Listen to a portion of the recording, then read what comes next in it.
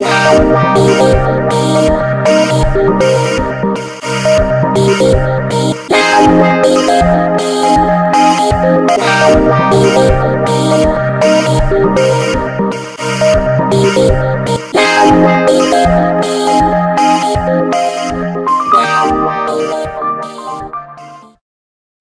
maman, bandeko, mesdames, mesdemoiselles, messieurs, merci de nous accueillir une fois de plus chez vous en ce samedi 20 mai.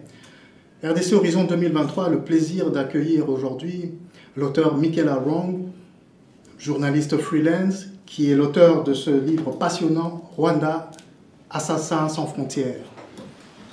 Avant de lui donner la parole, je vais vous présenter les journalistes qui vont lui poser ces questions. À ma gauche, M. Baudouin Amba Wechi de CongoIndépendant.com. M. Baudouin Amba, bonjour. Bonjour Patrick. En face de moi, Cornelis Nandou de l'agence congolaise de presse et directeur de Onesha Africa, le magazine que vous connaissez également. Bonjour Cornelis. Bonjour Patrick Yogo. Et le pasteur Bobo de MPB TV que vous connaissez tous. Voilà, Michaela Wrong est là, à votre disposition, et je passe la parole à Baudouin Amba pour les premières questions. Quand on regarde votre ouvrage, on voit Max Milo comme éditeur. On est un peu surpris, un bouquin de ce genre, on aurait pu voir comme éditeur en France Robert Laffont, Fayard ou encore Odile Jacob. Est-ce que les grands éditeurs vous avez boycotté? Merci pour l'invitation, merci pour cette opportunité. Pour moi, c'est vraiment un plaisir de rencontrer la communauté congolaise, surtout ici à Bruxelles. Alors, pour retourner à votre question, le boycott, c'est un gros mot. Il faut dire qu'on a approché plusieurs maisons d'édition et il n'y avait pas un grand intérêt dans le sujet, dans mon opinion, parce que moi, j'ai une perspective particulière. Et je pense que les gens, la réaction que moi j'ai eue, c'était on connaît déjà cette histoire. On connaît l'histoire du génocide au Rwanda. Et je pense aussi le fait que je suis anglaise, probablement ça compte pour quelque chose d'une façon négative. Je veux dire, les francophones, souvent, ils ont l'impression que nous, on n'a rien à les apprendre sur l'Afrique francophone. On est anglophone, peut-être on sait quelque chose sur l'Afrique anglophone, mais sur l'Afrique francophone, on n'a rien à les apprendre. Alors, il n'y avait pas un grand intérêt. Moi, je suis très reconnaissante à ce monsieur Max Milo. Ce n'est pas un monsieur, c'est une maison d'édition. Jean-Charles Gérard, c'est le nom de l'éditeur. Ils ont déjà publié un livre important sur le Rwanda, qui a été écrit par Judy River, l'auteur canadien, L'éloge du sang. Alors, ils avaient déjà un intérêt. Et ils avaient aussi un intérêt dans les perspectives un peu contestataires, iconoclastes, si on peut dire ça. Alors moi, j'étais vraiment ravie qu'ils ont accepté le livre, ils l'ont traduit. Ça prend un peu de temps, alors le livre est déjà sorti en anglais il y a 2 ans et j'ai un peu fait le update, comme on dit en anglais, mais effectivement c'est la première fois qu'un de mes livres, parce que j'ai écrit 5 livres quand même sur l'Afrique, c'est la première fois qu'il y a un livre qui sort en français pour moi. C'est un début. C'est votre voyage à Kinshasa. Oui. Aviez-vous des appréhensions avant de fouler le sol de Kinshasa, étant donné qu'il y a quand même certains milieux rwandais à Kinshasa? J'avais certaines inquiétudes, parce qu'il y avait plein de monde. Moi, j'ai habité au Congo, au Zaïre, comme il s'appelait autrefois, en 1994. J'étais pigiste pour l'agence Reuters, la BBC, basée à Kinshasa. Alors j'ai des amis congolais et mes amis me disaient pourquoi vous pensez aller à Kinshasa, c'est dangereux, il y a beaucoup de Rwandais qui habitent à Kinshasa, ce sont peut-être des Rwandais qui ont des des liens avec le gouvernement à Kigali. Le thème de mon livre, après tout, c'est vraiment les opérations à l'étranger, des renseignements et les agents rwandais pour cibler les gens qui sont des dissidents, des journalistes ou des dissidents politiques. Alors moi, je connais un peu les risques. Alors oui, il y avait des gens qui me disaient qu'il ne faut absolument pas aller à Kinshasa. Moi, j'ai décidé à un certain moment que je ne peux pas... je suis quelqu'un qui est spécialisé dans l'Afrique et dans les Grands Lacs à ce moment. Et je ne peux pas m'empêcher, je ne peux pas avoir toute une zone de l'Afrique où je ne peux pas y aller. Alors c'est pour cela que je me suis décidée d'aller à Kinshasa et ça s'est très bien passé, je me sentais bien accueillie et j'ai rien à me plaindre.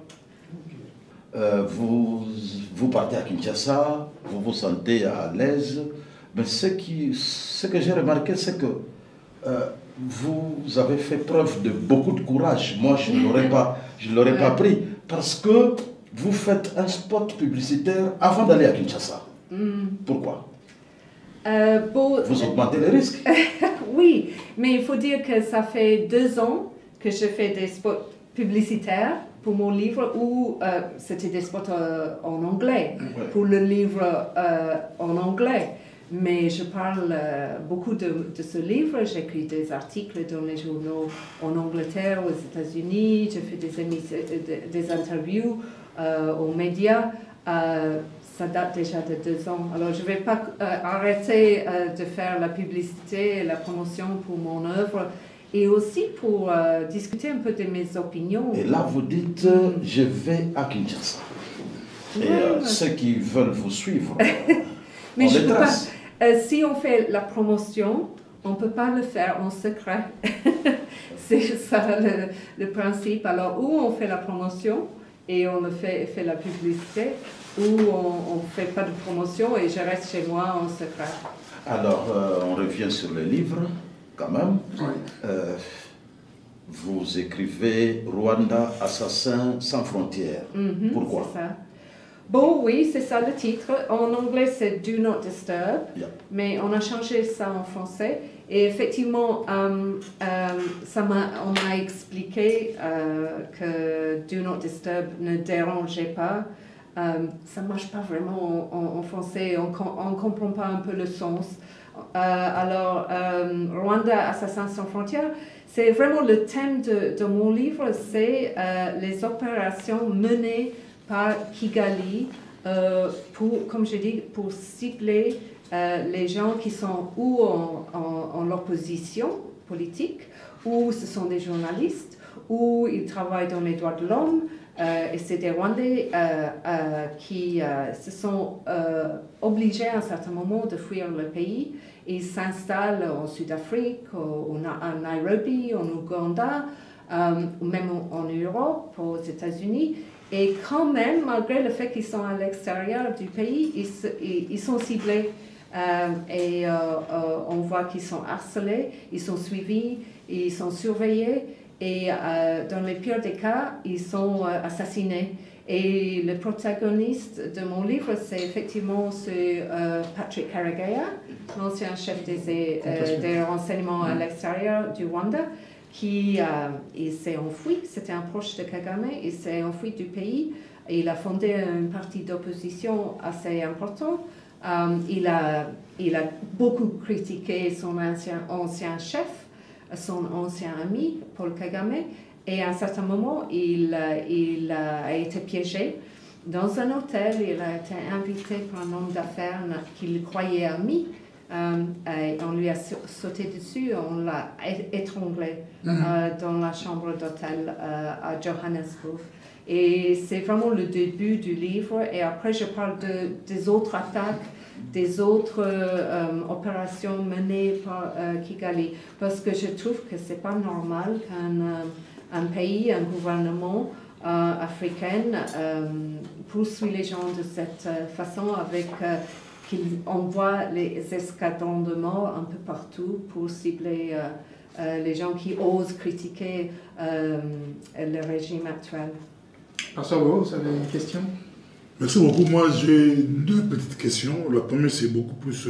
en lisant votre livre, on voit pour moi que oui, Kagame est l'assassin. Mais avez-vous... Vous vous êtes posé cette question, qui se cache derrière l'assassin Kagame? Qui se cache, oui, parce que vraiment j'essaie de tracer les racines du FPR dans le livre, d'où ce mouvement, parce que c'est quand même un mouvement extraordinaire, le FPR, d'où il vient et comment ça se fait que le mouvement est tel qu'il est, mais aussi Kagame, il est tel qu'il est. Et pour moi, je pense, si on parle avec les Rwandais, ils disent tout ce que, comme enfant, Kagame a eu une enfance très dure et il a été réfugié. Sa famille, comme beaucoup d'autres familles Tutsi, se sont fait expulser du Rwanda dans les années 60. Il y a eu la révolution sociale Muyaga, et ils se sont installés en Ouganda dans les camps de réfugiés. Et c'est des aristos. Sa mère avait des liens avec la famille royale du Rwanda. Sa mère est bien la sœur de l'épouse du roi Mutara III. Alors, c'était une famille avec un certain statut qui se trouvait vraiment dans des conditions très difficiles. Et ce qu'on dit de cette génération de réfugiés rwandais, il y a beaucoup entre eux qui ont formé vraiment la FPR à un certain moment quand ils étaient des jeunes hommes. Et que c'était une expérience très amère. Et Kagame surtout, il l'a mal pris parce qu'il se sentait écarté et marginalisé par la société ougandaise, parce que tout le monde savait que c'était des étrangers, et c'était des Rwandais. Et que vraiment, il l'a mal pris. Il voyait dans l'avenir, il allait avoir des problèmes peut-être pour avoir un emploi, pour entrer à l'université. Et alors, c'est vraiment le caractère après qui mène à une carrière de rebelle. Et c'est ce qu'il a, tous ces jeunes hommes, ils ont été encadrés à un certain moment par Yoweri Museveni, l'actuel président, dans son mouvement, un mouvement de résistance nationale, NRM. Oui. Alors je pense que c'est vraiment, c'est une expérience d'être réfugié a joué un rôle très important dans sa vie. Mais pourquoi au niveau de la communauté internationale, malgré des dénonciations, malgré des révélations, on ne voit pas des voix s'élever comme le vôtre comme journaliste, dire que enough is enough, c'est fini, pour stopper Kagame? Oui, il y a toujours des tapis rouges. Oui, bon, il y a beaucoup de facteurs, hein, et j'essaie de les... je parle beaucoup de ça dans mon livre. Alors, premièrement, bon, il y a une sensation de culpabilité profonde au niveau international pour le génocide. Le fait qu'au niveau les pays occidentaux, ils n'ont rien fait. Ils ont même retiré les troupes des Nations Unies quand le génocide s'est déclenché. Alors, et ça restait, il y a une malaise qui est toujours en place et sur laquelle Paul Kagame s'est bien joué. Voilà. Il est toujours en train de se rappeler de cette période et dès qu'on lui ose critiquer un peu ses décisions, son régime, il est là à dire « mais vous avez abandonné mon pays et ma communauté ». Alors ça c'est un facteur, mais ce n'est pas le seul, il y a plusieurs raisons. Des autres raisons, c'est, bon, maintenant on voit chez moi, au Royaume-Uni par exemple, on a des intérêts particuliers avec les demandeurs d'asile. La migration. Oui, qu'on veut les envoyer au Rwanda. Ils ont accepté de les prendre. Je pense que c'est vraiment comme projet, c'est complètement bizarre, mais on a signé un contrat. Alors, chez nous, on ne pense pas à l'Afrique ou les faits sur le Congo, on pense juste qu'on va envoyer les demandeurs d'asile au Rwanda. Et c'est bien pour... On a un gouvernement d'extrême droite qui veut ça. Et chez les Français, il y a tous les intérêts maintenant militaires au niveau de la sécurité, que Kagame offre ses propres soldats pour jouer le rôle que les Français, autre-temps, et leurs troupes jouaient ce rôle dans le Sahel, surtout le Mozambique, le Centrafrique, et ils sont plus les bienvenus. Alors je pense que Emmanuel Macron, il a l'intention de remplacer les troupes françaises avec les troupes rwandaises. Alors il y a beaucoup d'intérêts particuliers actuellement pour soutenir Paul Kagame, et malheureusement ça joue un rôle, et ça veut dire qu'on ne veut pas trop entendre les commentaires de critique. Oui. Et là, après avoir lu votre bouquin, je n'ai pas encore fini, hein, je suis à 300... On me dit que c'est un peu long. Non, Mais ça c'est seulement. motivant. Oui. J'ai eu l'impression que vous faites un mea culpa. Parce qu'il y a quelques passages que je vais citer ici. Quand vous parlez de cette scène d'Achonga, vous dites « J'avais compris de travers ce qui s'est passé au Rwanda ». Oui, oui. Ça, c'est un. Alors, je vais vous citer encore... bon, ici, c'est une citation. William Pike. William Pike, oui. Mes récits ont servi à relayer la version du FPR. Et puis, à la page 31, vous écrivez « Dans le monde anglo-saxon, du moins, il ne faisait aucun doute que les gentils, c'étaient les insurgés du FPR. » Mais le contexte, c'est quoi pour cette À la page 31.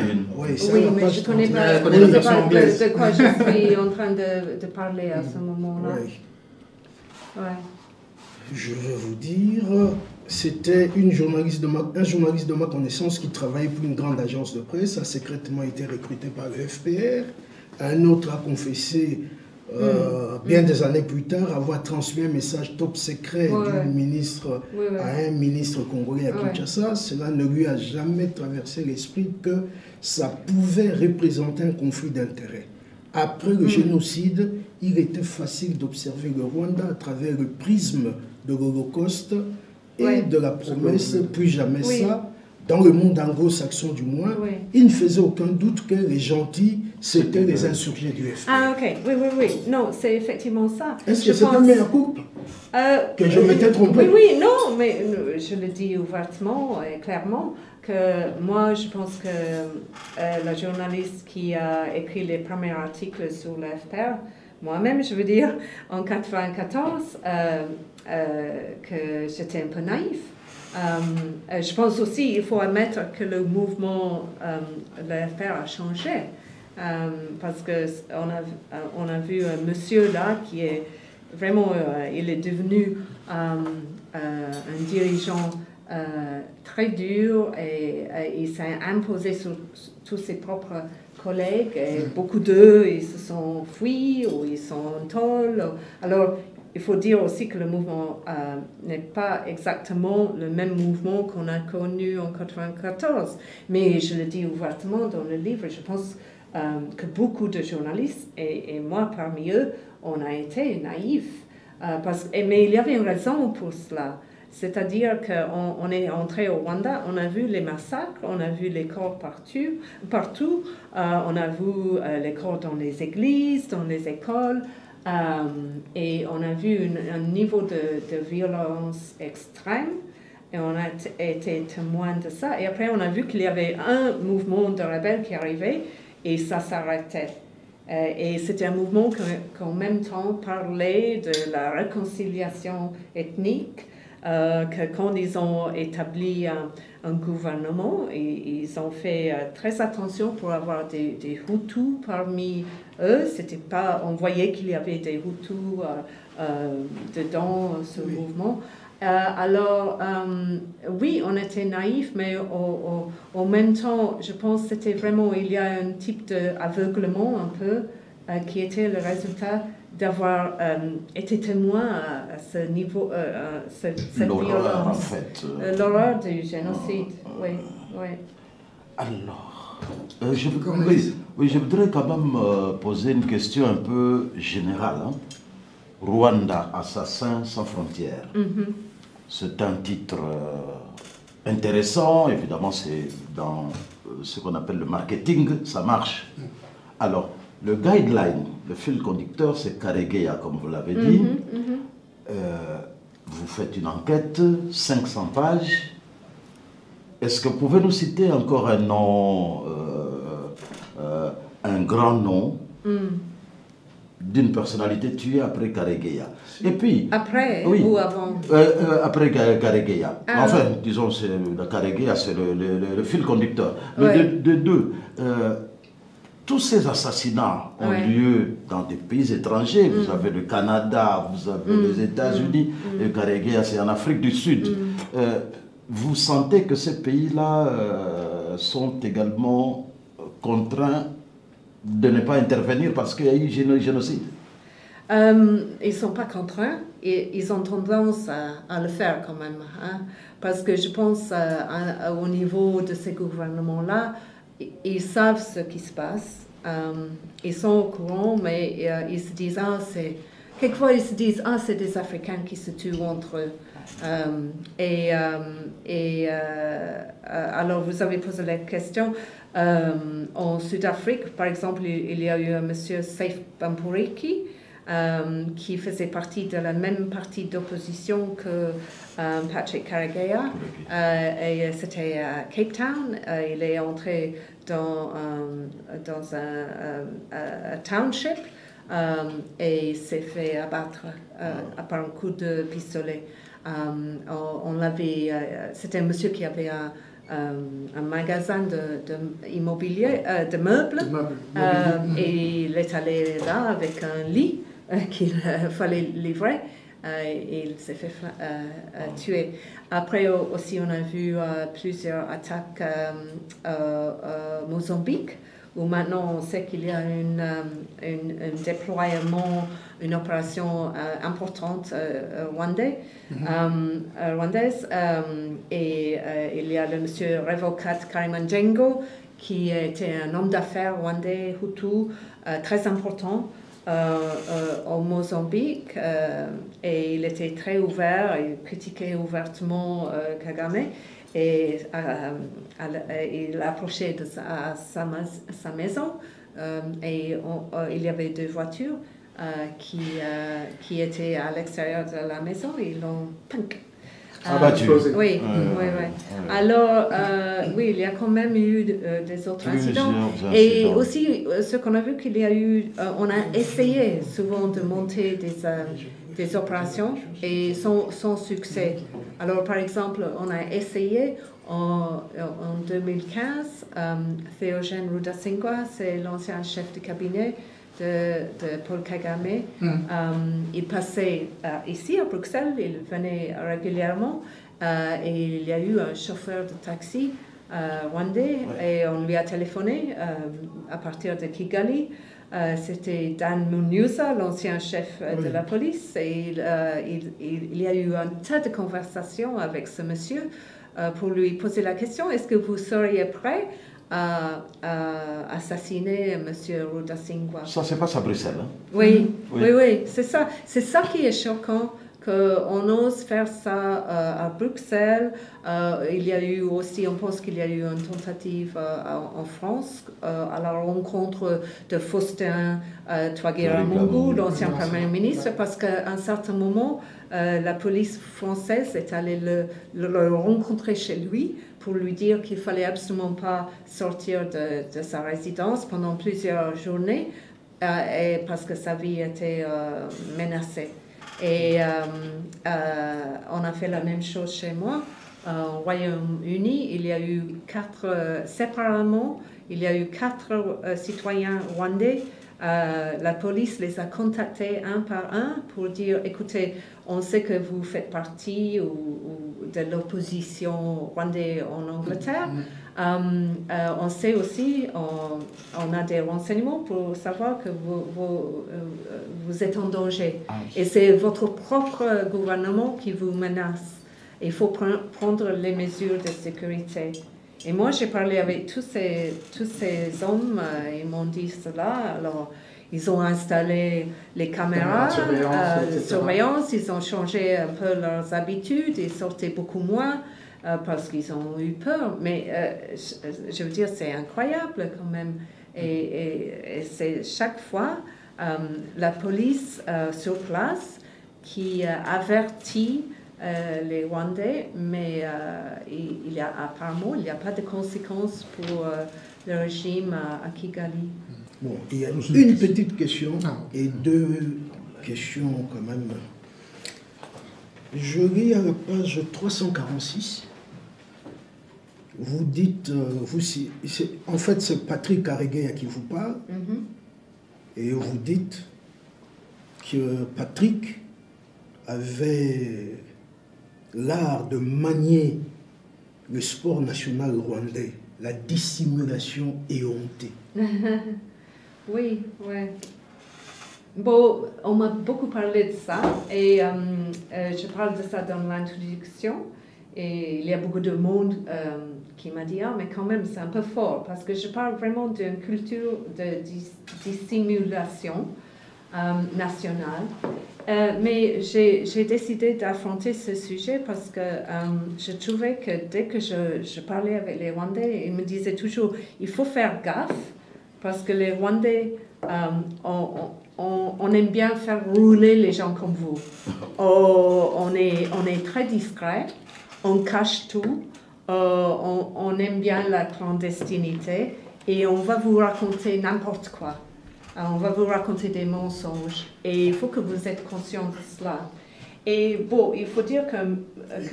N'y a-t-il pas là un paradoxe lorsque un menteur dit que nous mentons? Oui, mais c'est exactement cela que j'affronte dans l'introduction parce que évidemment c'est très difficile après parce qu'on est un journaliste, on pose des questions et la personne qu'on interviewe vous dit bon, il faut vous rappeler qu'on dit des mensonges. Mais quand même, on va continuer à travailler. Et ce que je dis dans le livre, c'est quand même, on va essayer d'établir les faits. Parce que, bon, dans certains cas, des preuves existent. On sait bien, par exemple, que M. Karegeya s'est fait étrangler dans sa chambre d'hôtel. Il n'y a aucun doute. C'est un fait. Et il y a plein de faits de ce type. Mais M. Karegeya, bien sûr, c'était un chef des renseignements. Il travaille pour Intelligence. Et c'est vraiment la monnaie courante des renseignements. C'est d'inventer les histoires. Et c'est vraiment ça c'était la difficulté dans l'écriture de ce livre. C'est essayer d'établir ce qui est vrai et ce qui a été inventé. Et je pense que c'est vraiment l'histoire du Rwanda, c'est une histoire de narratives qui sont souvent exagérées, inventées, qui sont fausses, et essayer de vraiment d'établir les vrais. Et c'est ça que j'ai essayé de faire. À la page 334. J'aime bien quand vous citez les pages avec cette autorité. À la page 334, vous citez encore Patrick Karegeya. Je cite, « Nous avons choisi d'externaliser le champ de bataille et de prévenir toute menace. Externaliser la zone de guerre fait partie de cette politique, tout comme la création d'une zone tampon. Ainsi, c'est ça qui est très important pour moi en tant que Congolais, à cause de nos tailles respectives, nous ne quitterons jamais la RDC, par exemple, avant qu'il y ait à Kinshasa un gouvernement en qui nous puissions avoir confiance. » Bon, c'est une conversation qu'il a eue, pas avec moi, mais avec un monsieur que j'ai interviewé à fond, qui se rappelait très bien de cette conversation. Et je pense que c'est très intéressant parce que c'est la philosophie aussi de l'Israël. Et on voit bien qu'il y a des parallèles entre l'expérience de l'Israël et aussi les perspectives politiques et l'expérience du Rwanda et du FPR. Et je pense que c'est un mouvement qui est conscient de ces parallèles et ils jouent là-dessus. Et c'est exactement ça, ils utilisent... et pour eux, c'est l'explication parce qu'ils pensent qu'ils ont le droit d'intervenir dans le Congo parce qu'ils ont vu les conséquences d'une violence extrême menée sur leur propre sol. Et ils ne veulent absolument pas avoir une répétition de cela. Oui. Je vais vous poser alors quelques questions, mais plutôt d'ordre moral, j'allais dire. Parce que j'ai vu en préparant l'émission que vous aviez été honoré d'un prix, le James Cameron Prize for Journalism, that combine moral vision and professional integrity. Oui. Par rapport à justement cette vision morale, est-ce que vous aviez parlé de naïveté au départ, est-ce que nous ne sommes pas tous un peu naïfs par rapport à l'action des États? Je vais vous illustrer ça avec ce qui s'est passé avec Jamal Khashoggi, assassiné saoudien, assassiné sur le territoire britannique, dans l'ambassade saoudienne, mais en Turquie. Et tout porte à croire que le prince MSB, Mohamed bin Saïd, est derrière tout cela. Mais quelques temps après, Biden l'a rencontré et business as usual, on a continué. Oui. Paul Kagame et même Louise Mushikiwabo, qui était sa ministre des Affaires étrangères, tenaient les mêmes propos, je crois, même sur BBC, en disant que, voilà, les États-Unis font même des exécutions extrajudiciaires en pensant à Bin Laden, en disant, ben voilà, en fait, les États fonctionnent comme ça. Est-ce que vous ne pensez pas qu'on se trompe tous en opposant le bien au mal et qu'on devrait plutôt voir les choses de manière plus verticale entre le bien et le plus grand bien selon les États? Bon, si je peux profiter en rapidement. La question Kargué revient tout le temps et ça dérange aussi les gouvernements rwandais, comme vous le savez. Mais dans quelles circonstances avez-vous rencontré Kargué? Ok, mais ça c'est deux questions très différentes. Comme ça on terminerait. Alors moi je vais juste répondre à votre question. C'était, moi je pense il faut, oui, il y a le real politique et on voit que les gouvernements ils disent qu'ils ne suivent pas le réel politique, mais souvent c'est ce qu'ils font exactement.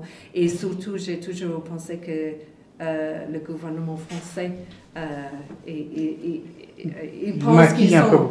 Mais moi, je ne suis pas au gouvernement. Et vous n'êtes pas au gouvernement et les gens qui regardent ils ne sont pas au gouvernement.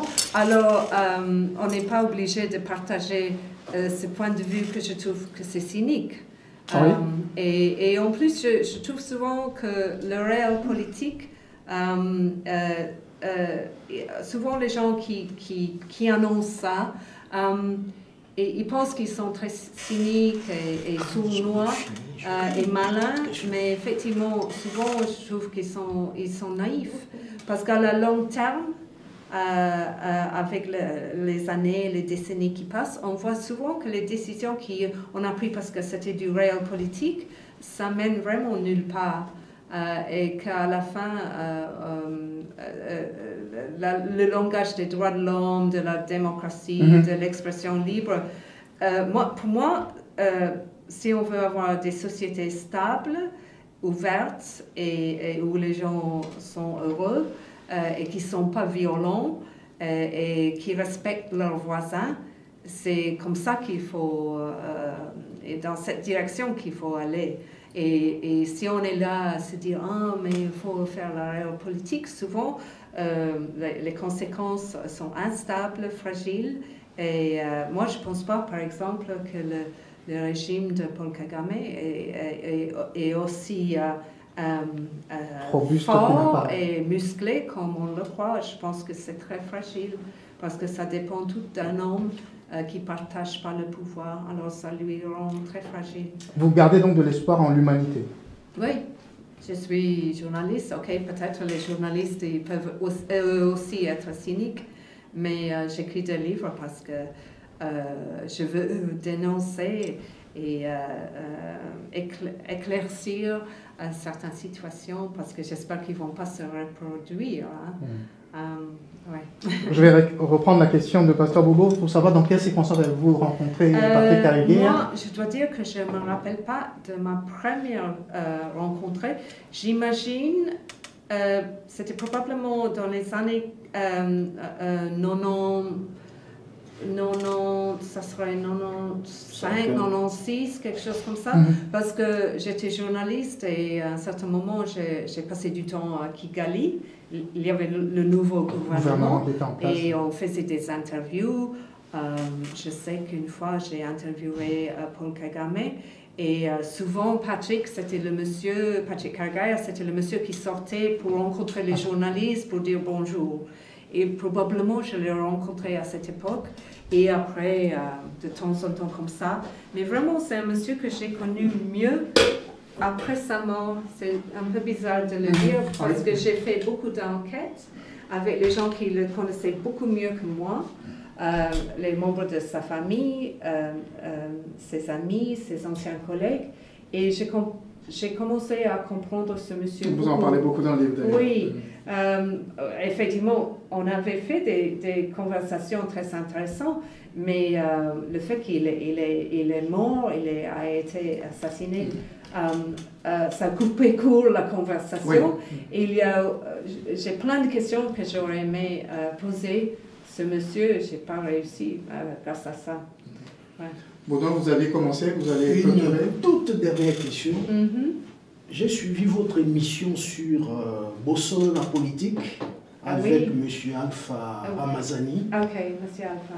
J'ai entendu dire que vous avez subi des pressions, certains événements étaient annulés, parce que le modérateur n'a pas voulu être là en dernière minute. Est-ce que c'est vrai? Bon, je ne sais pas pour Kinshasa.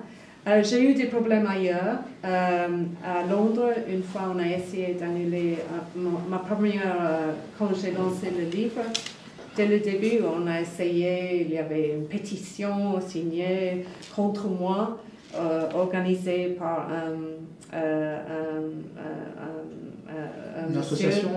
Non, c'était un monsieur rwandais qui étudiait à Scholar, qui étudiait en Angleterre, lancé toute une pétition, mais il n'y a pas eu beaucoup de gens qui ont signé.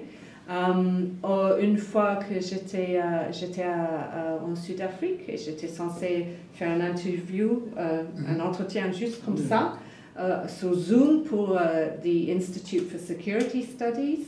Et le matin même, on a annulé et on m'a expliqué que c'était grâce au fait que le gouvernement à Kigali était mécontent du fait qu'il m'avait invité, l'Institut m'avait invité, et ils ont fait de la pression sur l'Institut.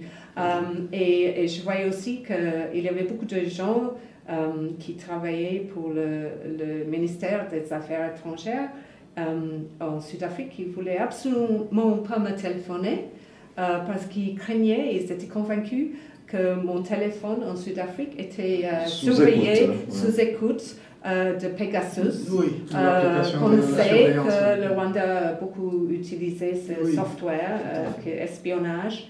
Il ne voulait absolument pas me téléphoner, il voulait me rencontrer, mais sans me téléphoner pour faire le rendez-vous. Alors, c'est vrai que j'ai eu des problèmes.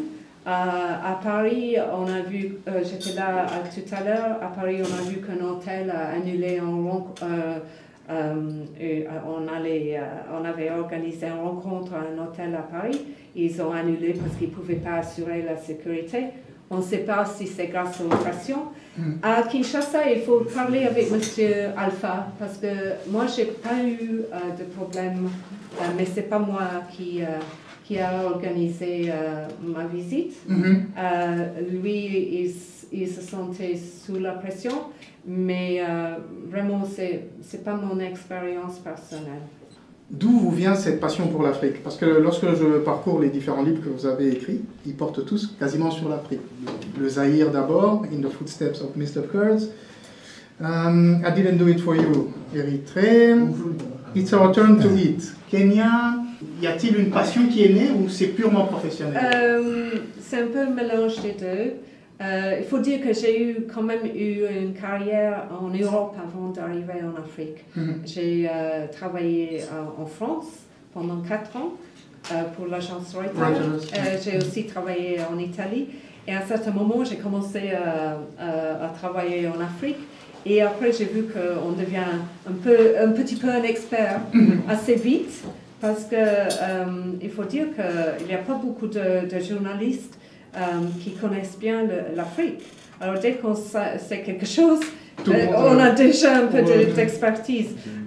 Et j'ai trouvé que c'est mal raconté en général, les histoires africaines, les faits divers, et vraiment quand on essaie d'entrer à un niveau plus profond, on voit qu'il y a une pénurie de livres et d'expertise et d'articles.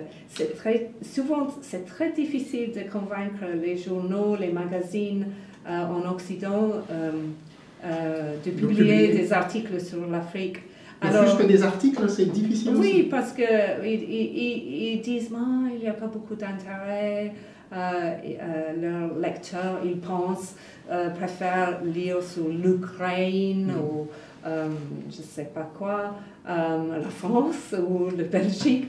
Alors, pour moi, ça voulait dire qu'il y a du travail à faire pour les gens comme moi.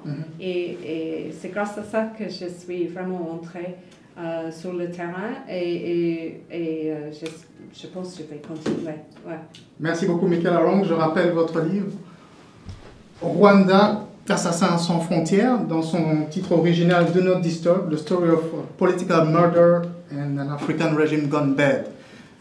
Rwanda, Assassins sans frontières, nous vous le conseillons vivement. Et je tiens à remercier RDC Horizon 2023 d'avoir organisé cette rencontre. Cornelis Landou d'Agence Congolaise de Presse, Onesha Africa, Pasteur Bobo de MPB TV et Baudouin Ambawechi de CongoIndépendant.com, et tous nos remerciements encore à Michael Arong. Bon, merci pour l'intérêt surtout. Merci à vous. À bientôt, j'espère. Sans oublier Patrick Yogo qui ne s'est pas présenté.